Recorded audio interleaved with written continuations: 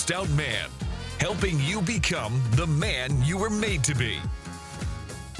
Hey guys, it's Kevin Davis from the Maxed Out Man podcast. Today I'm going to be here with Dextr Spitz, and I'm super excited to have this conversation. Before we get started, don't forget to go to maxedoutman.com. You can check out our memberships, our courses, our challenges that we do, and all sorts of different things. Also, hit us up on social media. We're on all the platforms as Maxed Out Man or Maxed Out Man course.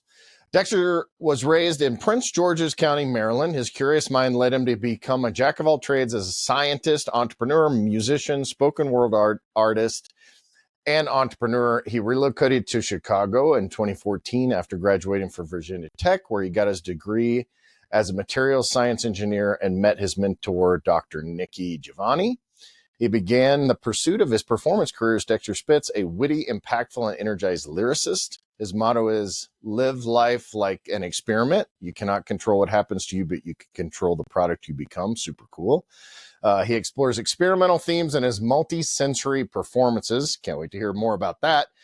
His a cappella spoken word and keynotes have brought crowds to tears while teaching inspirational deep life lessons. He most recently launched his movement called How Men Cry, which is changing the narrative around men's relationship to vulnerability and mental health with the intention of making compassion contagious.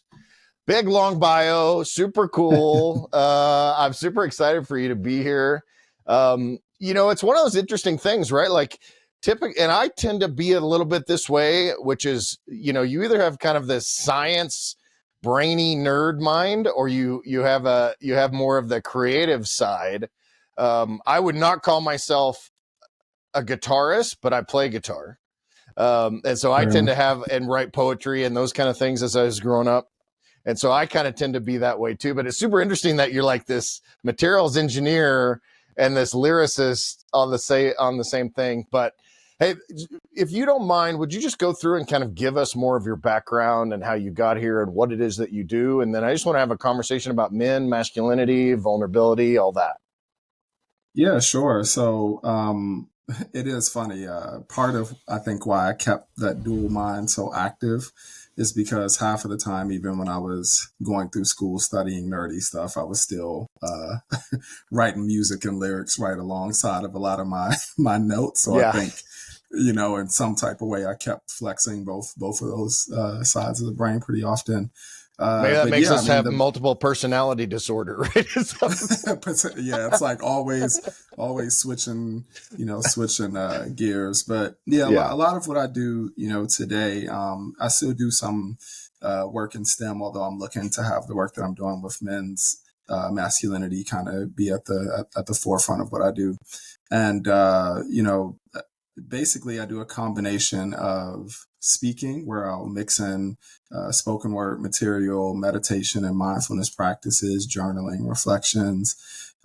So I kind of do that for companies, programs, entities, whoever, kind of brings us in. And then on the flip side of that, I actually run a lot of men's retreats where, I'll do so locally, bringing together guys in really similar ways. We tend to go out into nature if I can get them out to go hike or something, or camp and other things. And, just kind of, I think that a lot of men's healing is going to happen within community and it may look a little different than maybe how we've tried to pitch it out into the world. So I just try to bring guys together to just be together and to chill comfortably. And a lot of the conversations of what's going on deeper and kind of rise to the surface without having to force it too much. So I spend most of my time kind of building out things amongst releasing projects with my own art, whether that be music, spoken word and whatnot, picking up shows, all that type of stuff. So you just do it all, right? Like that's the kind of, and that's cool to be able to have both of those sides and be able to integrate everything together. You made the point, what we normally see in the masculinity space and what men are supposed to do to heal and connect versus what you do. Can you just kind of walk through, like, what is the traditional way that we handle that? And then what kind of things are you doing differently to kind of help men in that new way? Yeah, I think I'm like, how much time do you have? There's so, We have all the time in the world, man. Go ahead. Well, I'll stick to the extremes. There are a lot, but I think maybe some of the original ways that we looked at masculinity is, okay, you need to be a man, you need to fit in this particular role, in this particular box, you need to be a provider in this type of way. And, we're going to kind of force this learning into you that you always must be strong, always must be this. And I'm not even necessarily against the idea of having men become better providers, more responsible, other stuff like that. I have no problem with that.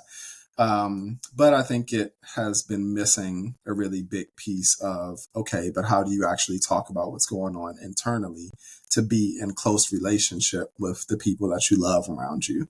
And then I think sometimes we can go too far on the other side where it's just kind of like, okay, let's rip away all the masculinity that we have and decode this and break down this, which again, I think has utility at times to really look at some of the sub pieces of, I would say, how social conditioning has, really, really, really pushed the ideas of manhood. So what I try to do, ironically, I don't talk that much about masculinity in the actual men's retreats and work that I do. I think it's kind of like a thing of, if I say, oh, go and define God, that's going to mean something entirely different to some people or mean nothing at all to others, right? So I think even just to come in with, well, masculinity with all my ideas and my inputs kind of does it a disservice.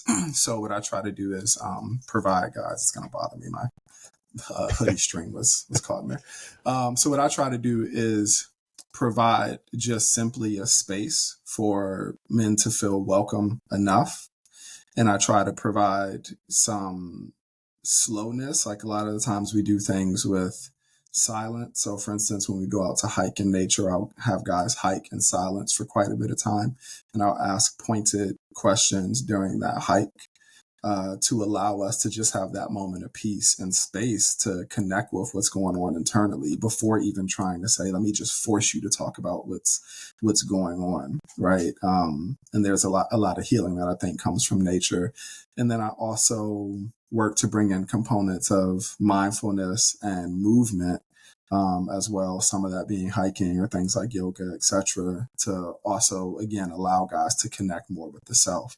And then we more slowly work our way into, okay, well, let's buddy up and maybe have some conversations, or how did you respond to some of those pointed questions? Or, what are some of the ideas that maybe you came in here with of how you thought this was going to be and what's happening now? So just a lot more curiosity opposed to trying to tell people how they need to be within a space, if that makes sense.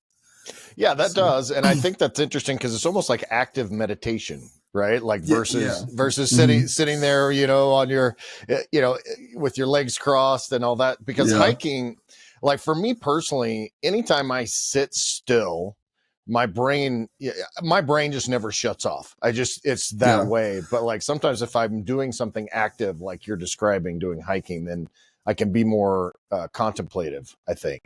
Yeah, totally. And that's one of the things one of the things I like to debunk around meditation and mindfulness in general is that you're not going to shut the mind off. It is doing its job, right? It's we're talking about hiking and stuff. Your mind is looking for the tiger in the woods. It's looking for the danger, essentially. And it's always going to be pulling itself into this busyness. And maybe somebody is super familiar with mindfulness and meditation, and they can sink right into, let me be present and see exactly how I feel.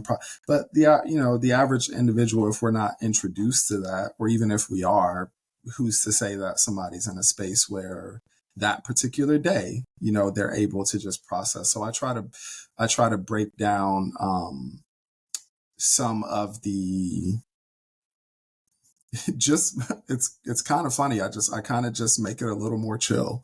It's not even that crazy of a concept. It's just backing off because we have so much input and so much pressure. And what I've come to find is with that approach, when people really feel safe and they have the time to be mindful and it's not forced upon them, the information flows out, Yeah, I like that So, because it's, the joke I think around men is like we're not that complicated, right? Like, but so because usually it's in contrast to women, right? I've heard different people say, women have on average something like 40,000 words, that they speak in a given day, and men have like 4,000. It's like by the end of the day, it's not that I don't want to talk to you. I just used up all my words already. But fair enough. Yeah.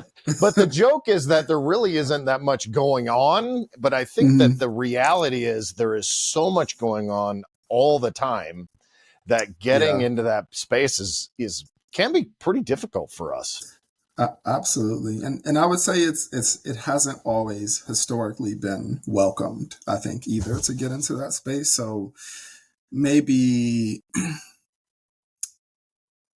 where I think there is some hypocrisy for what we ask for from men sometimes is we want the vulnerability. We want these shows of, hey, can we talk more about our emotions? But historically and within society, it's not even always true that when those things are shown from men, that they are received welcoming. Sometimes there's punishment on the side of even expressing those things.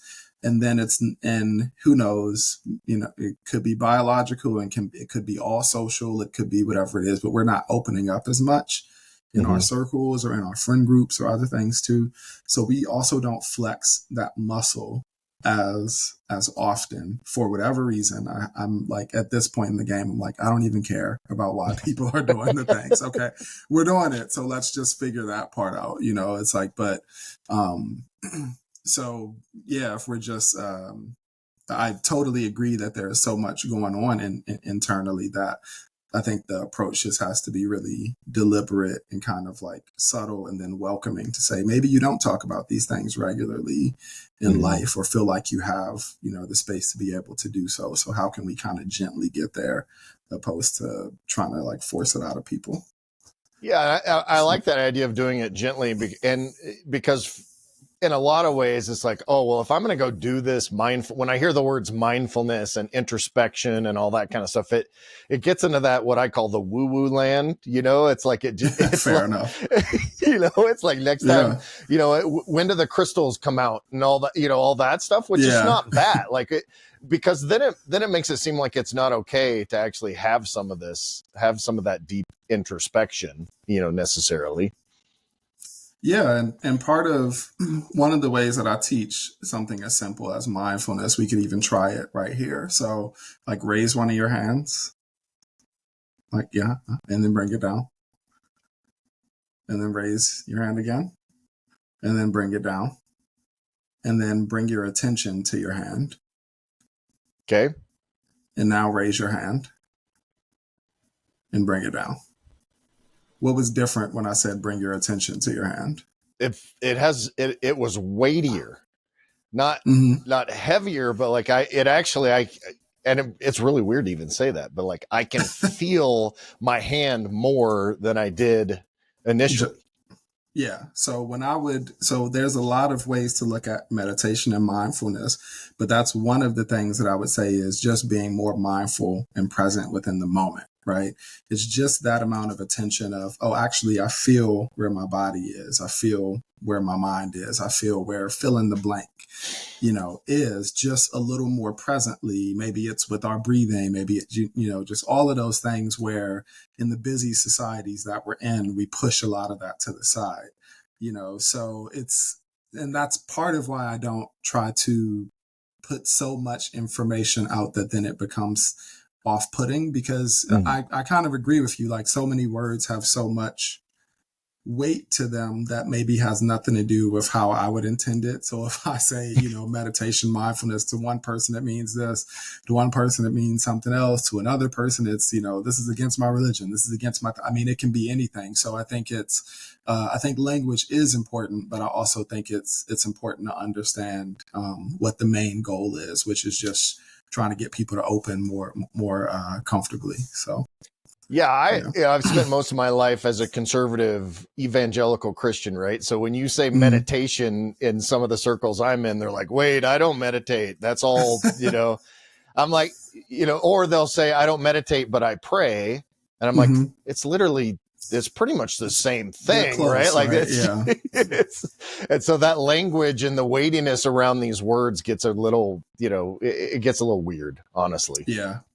Yeah. And I think, and that's part of even what I try to create as well, is in environments where one of my least favorite things about today in society is that we are if somebody disagrees or has a different opinion or viewpoint, therefore negative, therefore bad, therefore, all of these things that we'll put in place. And when I look at humanity as a whole, it's like, that's never going to get us anywhere, essentially. And we can look at where it's getting us now, especially within the United States, just how much conflict and everybody afraid to say anything, or people tearing each other down. And I'm more of the mind of like, it's all right for people to actually disagree if you provide and create a space where the opinions can still be respected and looked into. So for instance, for the groups that we create, I really try not to have too much parameter around what boxes you need to check to be able to be a part of a space. It's like kind of counter what I'm trying to create. So, and I think that makes it more interesting, and it opens up conversations. One of the things that's super interesting about doing this podcast is I am now having conversations with men and women from across the world that I would probably not have an opportunity to have.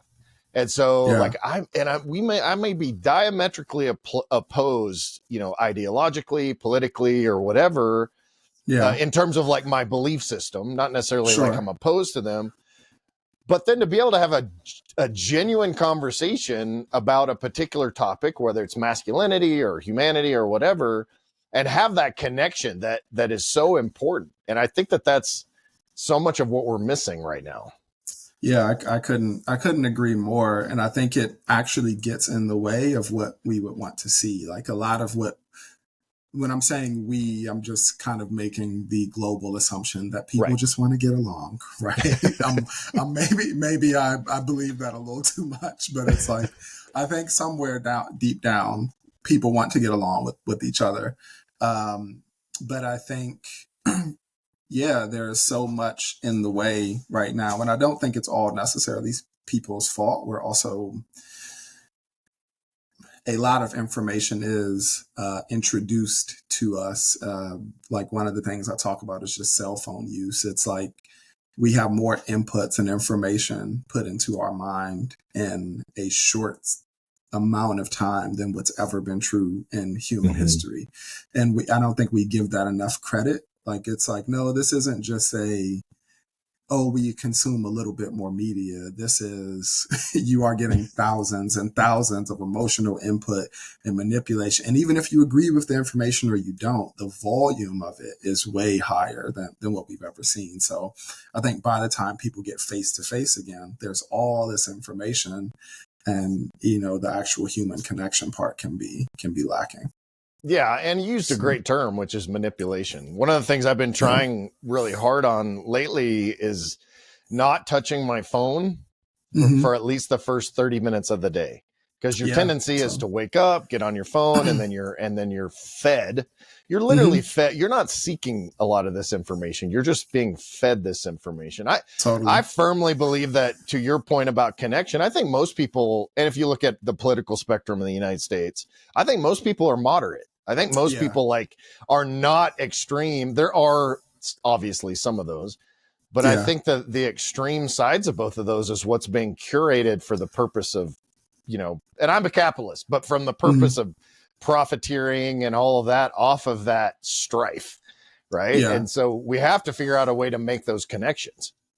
Yeah. And I would agree, because it's that is what's going to sell the most, like emotional, being able to agitate someone's state of emotion is going to sell a lot more. Like if I were to give you a headline that just said, a dog crossed the street today, you're never going to click on that. Right. Like you're not ever going to care. But if I say dog almost gets hit by a car while jumps over this and that, and a building caught on fire, you're like, what happened? How do I find out what happened? And the more, emotion, and to that point, why I bring a lot of our men's retreats into nature, or try to have folks connecting with more periods of silence, is I have a firm understanding that for them, there's a pretty high likelihood that you're going to have a lot of input within your life. So I'm trying to create a space where you can remove some of that input, even just for a while. Because that was one of the things that I've really found from doing a lot of camping and hiking and other stuff myself, was just the difference. I mean, the literal difference internally between spending 3 days in nature without a phone or being on a meditation retreat, for a week long in silence. And then you come back into the world and it's just like, oh, this is actually insane. We are bombarded with information. Yeah, my wife has done these off-road rallies, and their navigation rallies, no electronics. And so for 10 days, they're out in the desert and the mountains and all this, doing basically 10, 12 hours a day in a vehicle. But the lack of electronics is something that they all talk about when they get back, and they turn their phone on for the first time.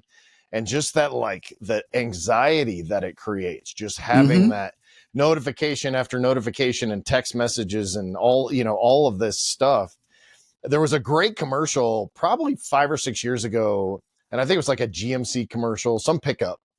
And it literally shows the guy checking his signal like this whole time, and you're thinking, okay, well, he's trying to make sure he has signal, but then it shows that no service on the screen, and he's like, okay, this is the place where I'm going to park, to camp. So like his whole objective was to get out of service, right? And I think we discount that for sure. Oh yeah, totally. And actually, if I can give an example too, of if you were to swap your cell phone, okay, for any other potential item. Say if we swapped it to an item that we have more of a stigma around as being a negative thing for some people. Say if it was a cigarette, right? Or if it's a bottle or some type of thing. If we interacted with that material. You got your crack pipe.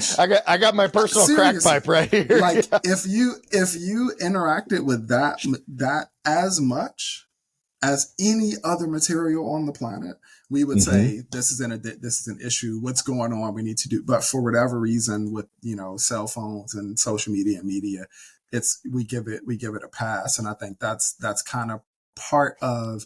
I don't say it as much in terms of what I lead with for the spaces that I create, but it's definitely a pretty big part of the intention behind it, is how do we create some like separation, because to the bigger point, I think it pulls us away from our humanity, from the standpoint of, like, now I might have 1,000 opinions about you before ever even interacting with you in like any type of way, and opposed to just, hey, actually go to shake your hand and say hello and have some conversation. So, and look me in the eye, right? Like having that interaction that you don't get. And the irony does not escape me that you and I both do not have to reach in order to get our phones in our hands right now.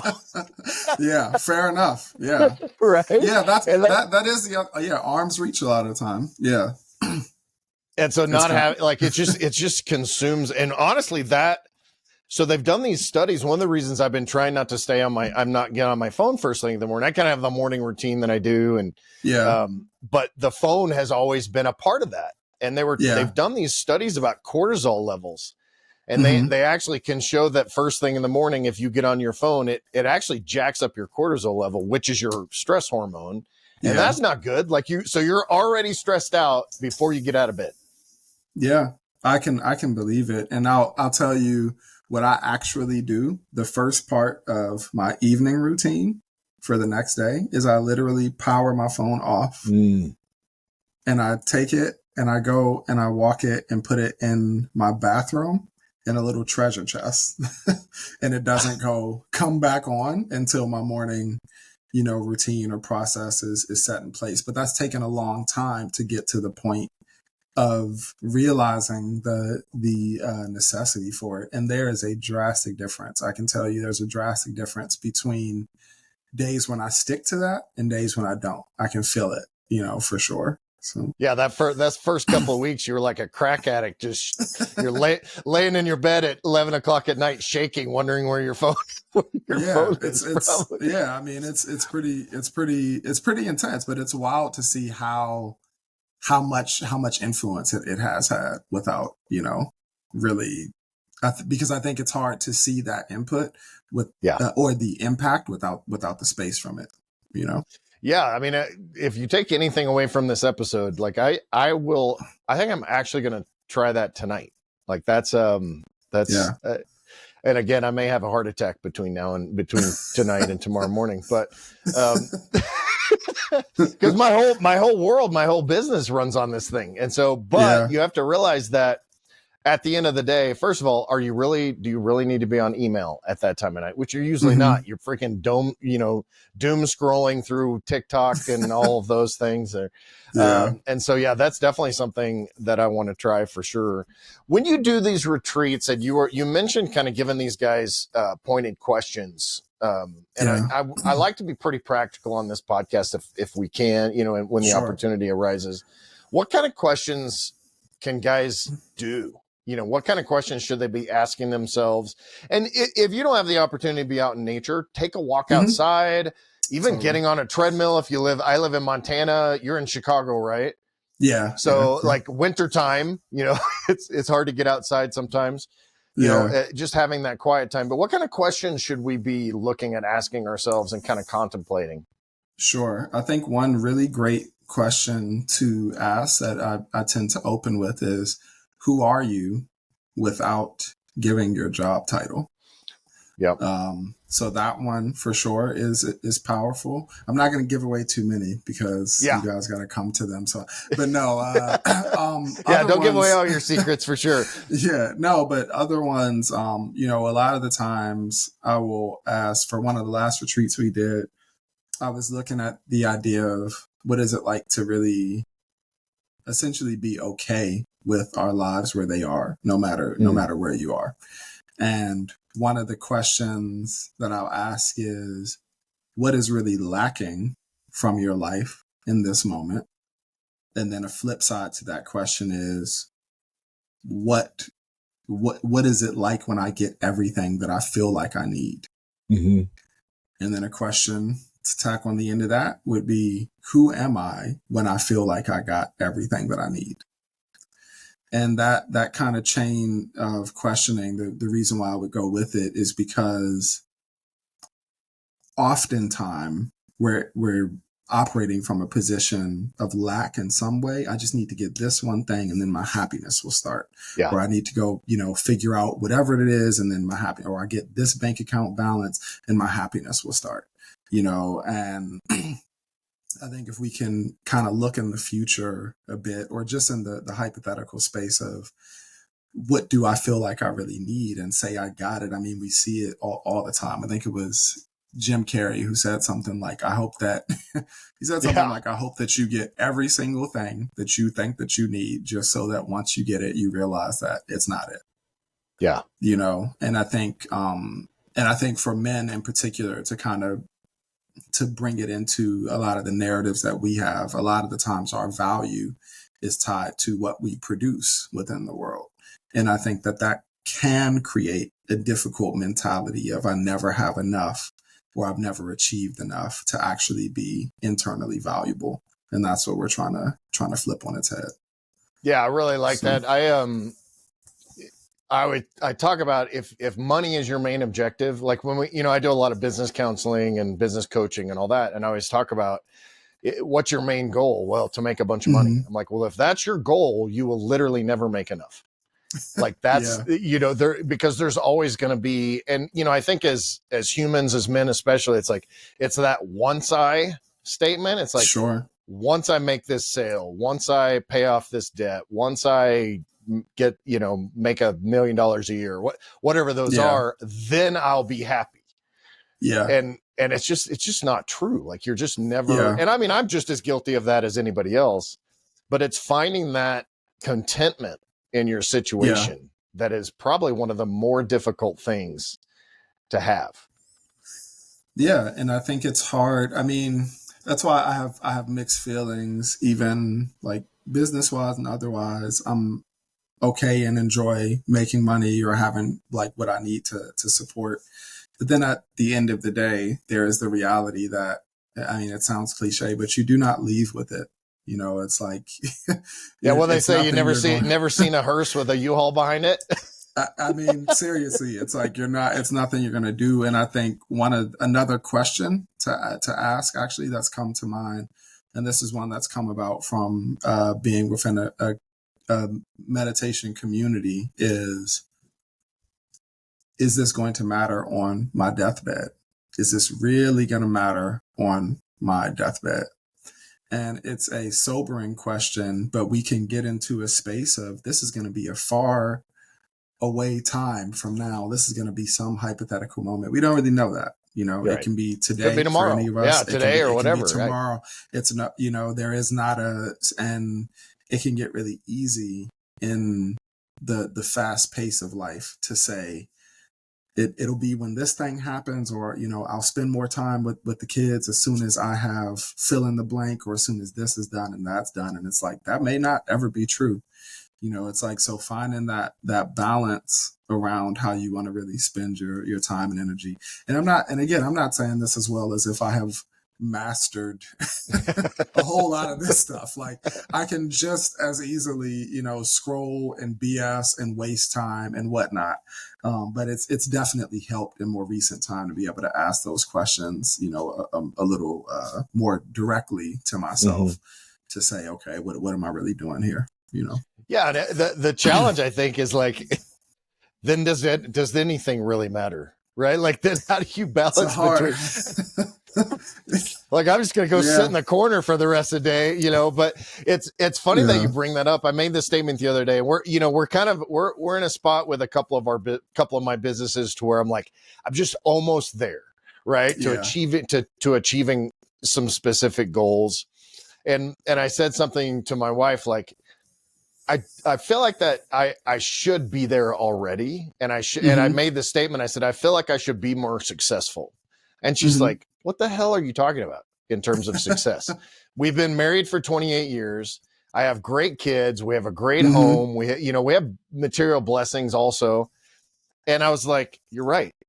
Like, I need to put that caveat to say, okay, I'm talking about this one slice of the success, thing. And I have a sign behind me that says, success redefined, which is how you define success in a holistic manner.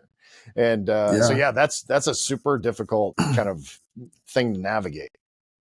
Yeah, and that's where I would say for sure, in a lot of the time, just the conversations around masculinity in particular, I think it's what can be challenging, because I know for sure for me in a bunch of ways, the idea of success was going to be measured, whether it's by,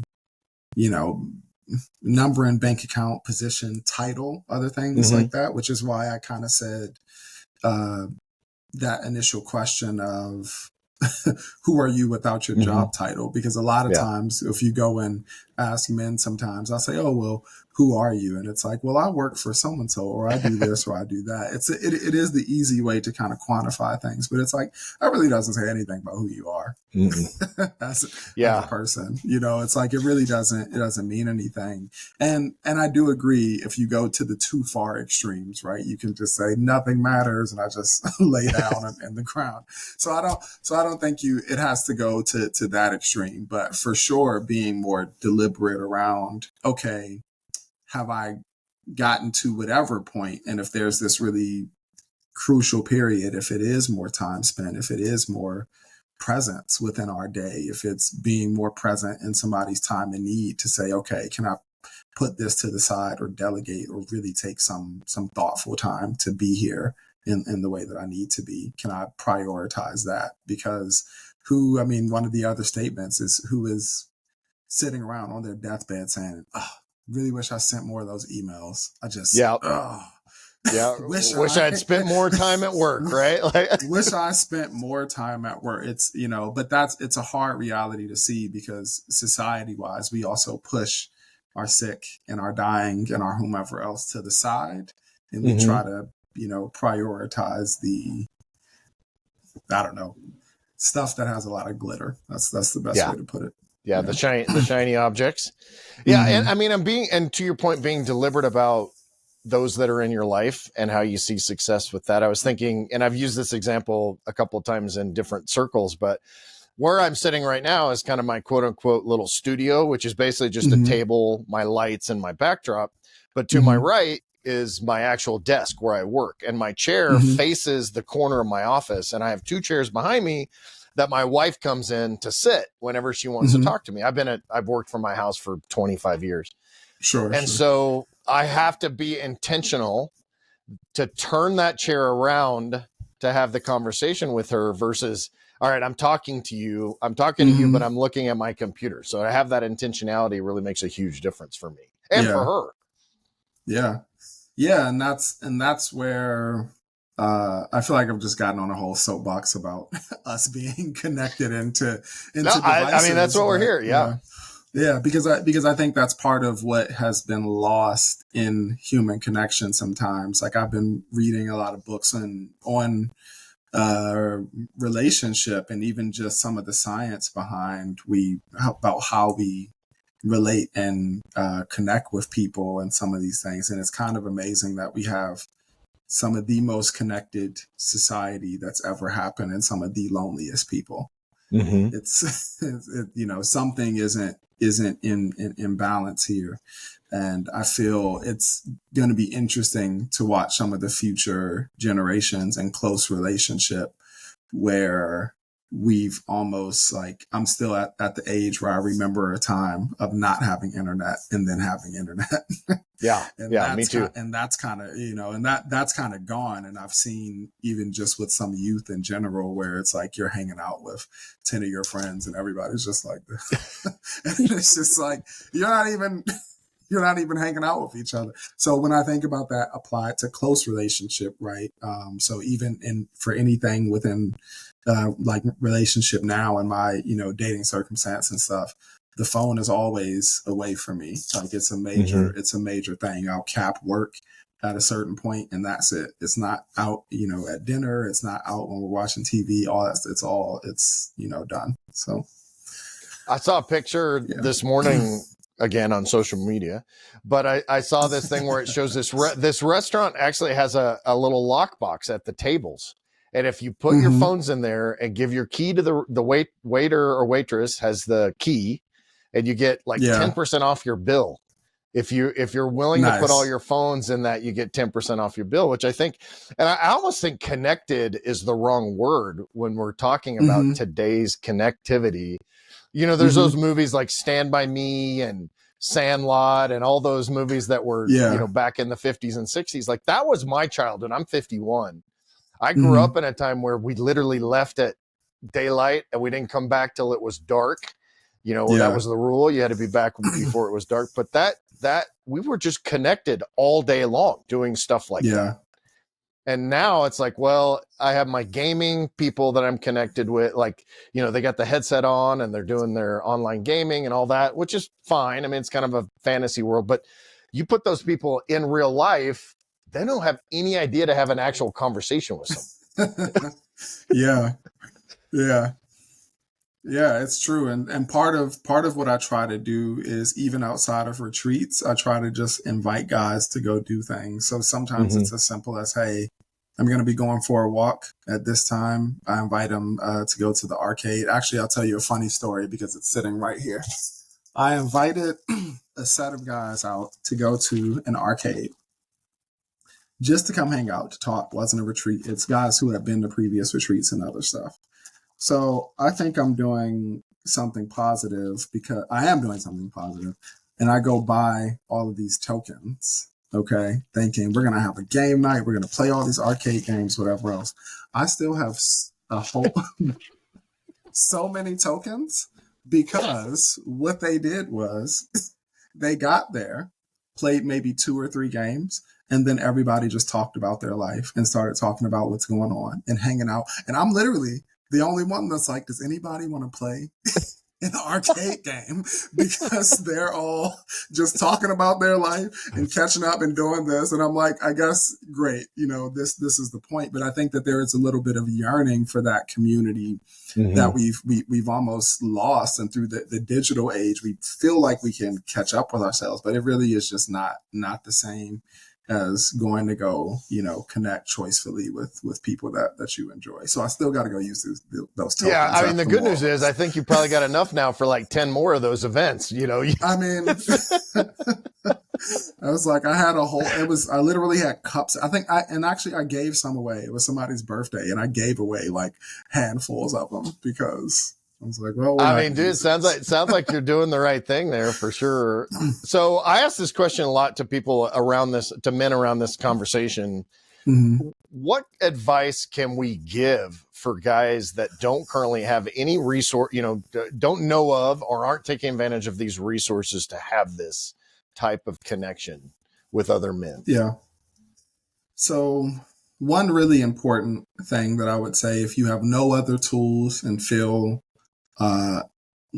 even at a standstill, maybe for creating community, journaling, that's one thing that I like to throw out there because it's a good process of getting things out, whether you realize it or not. And you'd be surprised if you free write for some time about just whatever is going on. You don't have to pick a theme, anything, just giving yourself a moment to do that and then reading back some of that info. I think can be really powerful. And if you feel comfortable enough, if there is a partner or a significant other or a friend to connect with, working on maybe sharing some of those inputs or insights. It doesn't have to be you reading directly from it, but just getting in the practice of connecting more with the self and also being able to share that info with others. Another thing I would say, there are apps and things that are coming around like BetterHelp. NAMI is another group. I'm going to forget it, but MI is like a national group that also has a bunch of resources for helping to find like therapists or other groups. And then there are men's groups out there, maybe few and far between. I'm not always the biggest fan of them sometimes. But what I would say is if it's hard to find the spaces in your potential local area, the best advice that I was given around it was just begin to lead. And that leadership can be as simple as if you know one person or one guy or one whatever, you want to go get coffee, you want to go for a walk, and just let it happen naturally. It doesn't have to be I'm going to assemble this whole team, because I think that's part of it. It's like, I don't have this major friend group. I don't have this. I don't have really, really, really simple types of efforts. And what I would say, I guess maybe to add on the end of that is, if there's really a point of struggle, for a lot of men, I think it can be harder for us to sometimes admit that we're really struggling with something. And if there is a bigger point of struggle where you find yourself, I'll give some indicators of what I would say can be struggle that present for men sometimes. If you find yourself numbing a lot through substances or, devices or whatever it is, if you find a lot of numbing, if maybe you find that point of like, I'm feeling like one more thing happens and I just want to explode, or just I have no more energy to listen to this. I don't want to hear anybody, kind of getting to those points. And then another one is, I would say, consistent outlooks of life will never be any better, or like I'm stuck. All those types of feelings, I think, can manifest within us more so than what we would maybe like to say. And if that is going on, that I would say would be the point to try to go and to find and to seek, help. And if it's to a point of like self-harm or anything where, you're really feeling deeply impacted, there's the national hotline that just went live, as well as resources like NAMI and other things. But the main thing is, the struggle point is okay. It's okay that, we get to these points. frustration or depression or sadness, and it doesn't have to be something that you deal with alone. That's the best way I could say it. So. I love that. Yeah, because we have what is more traditional strength, right? But the point that I think what we're all working for in this space is teaching men that strength also comes in the asking for help, and really being self-aware enough to kind of like, all right, if I need to reach out to someone, being strong to the point where it literally kills you is not being strong. Like that's just being dumb in some ways, right? Like, and stubborn. That's not strength. That's stubbornness. Yeah. And so I like that. Yeah. I like that you went through that list of things in order to do, for sure. Yeah, because and hopefully it's not too much, too little. Just trying to provide outlets of just normalizing that those feelings are not that it's not alone, and that also there is a lot of social pressure to have to perform in certain ways, I think. And that is what I think is tricky about us actually wanting to ask for help or for vulnerability, even if it's not what the direct experience is now. You might have previous experiences that have said, okay, me being vulnerable. I can definitely say that I am also of the era of kids being bullied and that being a normal, I'm sure it still happens in life, but I mean, whatever amount of years ago, there weren't campaigns necessarily against bullying. It was, right. So I definitely have lived through moments of, hey, this show of vulnerability, equates to physical violence, equates to, whatever it may be. So even if that's not what's happening now, it's possible that wounding still is like influencing us in this moment to say, why do I not feel comfortable asking for help or showing vulnerability? So. Yeah. And that's where that continuum between men's groups, events, retreats, coaching, and counseling, right? And like online counseling and then in-person counseling, that continuum exists because we all exist on a different part of that. And I think we all move to different places on that continuum too. I know for me personally and within my marriage, it's like, well, most of the time in our marriage, for example, we've been on like, hey, we just need a little tune up. We'll go to this event. We'll have a good time, to where it's like, we don't know what the hell to do with the rest of our lives after our kids left. What do we do? We need, this is like a minor crisis that we need to fix. And so I think that being on that continuum and really recognize that is super helpful. Yeah. And I like that you pointed that out too, because I think one of the other things we can do is to try to apply a one shoe fits all. And I don't think that that's the most effective. For instance, talk therapy may be great for some in some moments or some stages. It also may not be the best thing at one immediate point. Maybe it's the best thing in the future time, or maybe there's some body awareness that has to come about first. Maybe somebody needs to go find more hobbies themselves, and whatever it may be, it's like you have to find the thing that does actually work for you. And what I would want to say in that space is we sometimes talk about men and we talk at men. We don't really talk to them. And I think, that is a bit of the issue, is this thought of, I don't like the statement of, well, just go find a therapist. It's like, that doesn't really mean anything for folks if they don't have the lived experience. And then also if they're not, if that pathway doesn't even seem like readily available. And that's a lot of what we try to do, is act as this bridge between, okay, I want to go find some help or some resources, and figuring out ways to say, well, these are some of the pathways that you can have. And then also it can look like this. It can look like, being in nature for some time. It can look like journaling. It can look like finding ways to meditate. It can look like, being in a community of guys that are in similar spaces. It doesn't have to look one way. So. I love that. So it's a good segue, but how would, if men want to connect with you guys and actually, I travel all the time to different events and stuff. So if they want to get more resources from you, learn more about what you're doing, how would they find that? Yeah, so you can go to howmencry.com. So HOWMENCRY.com. We're actually in the process of revamping the site. Hopefully it'll be done by by the time this goes live. But yeah, we're putting up more structure for the retreats, and I'm doing them mostly local to Chicago now, but I'm actually working on doing travel ones. I got my eyes on Costa Rica and a few other places. So if you're interested in trying to get out somewhere cool too, that's on the runway for us. And then my artist profile is also Dxtr Spitz, so that's Dxtr _ Spitz, or you just type in Dexter Spitz, that'll pop up pretty much anywhere. And I keep a list of guys, like even within my phone, that I just check up on here and there. So I'm pretty easy to just say hey to. I don't like it's just say hello, and we can figure it out from there, you know. That's awesome. Well, we're also looking at Costa Rica, so that's pretty funny that nice. that you say that.